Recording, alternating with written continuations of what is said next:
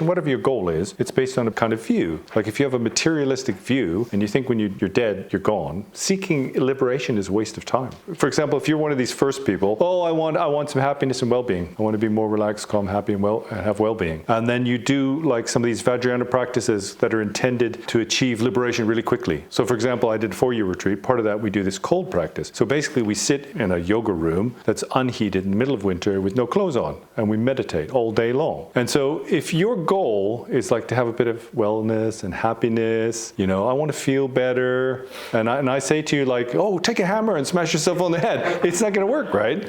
We do that. It's like a kind of intense training to decondition the mind to our normal grasping. In the short term, it creates more suffering. So it doesn't make sense if your view is, this world is it, I came here by accident. And what is that based on? That's based on having some kind of faith in something. Philosophy, science, materialism, whatever it is, we kind of believe what we've heard, and then because of that, we develop this wish to achieve something, a view, right? For example, if you hear, oh, like, China's a great place to go for a holiday, and if you learn the language, it's even better. I had a friend who went to Japan, he did that. He thought Japan would be a great place to live. And then you kind of seek out the methods for learning Japanese or Chinese. But if you were, for example, to go, oh yeah, Japan's a great place to go to, because if you work there, then you have a really nice lifestyle and the food's great, and you learn Italian, it's just completely nuts. But that's kind of what we do on the spiritual path. We kind of mix things up. We've got this goal, but what we're studying doesn't match up. And so when it comes to actual practice now, there's basically 3 things associated with that. So that's view, meditation, and conduct. Any spiritual tradition has these 3, right? View is the underlying belief. God is the creator of everything. That's a belief. There is no God. That's a belief. The mind is the source of happiness and suffering. That's a belief. And then there's the meditation, which is the practice. And then there's the conduct. So for example,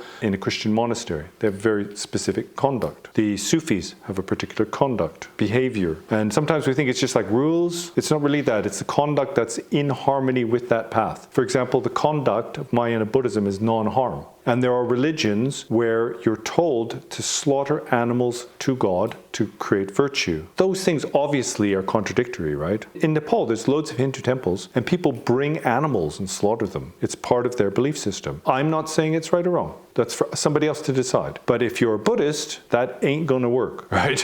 Slaughtering a little sheepy lamb, right? There's like this deer out there. Oh, nice little deer. I'm gonna offer you to Shiva,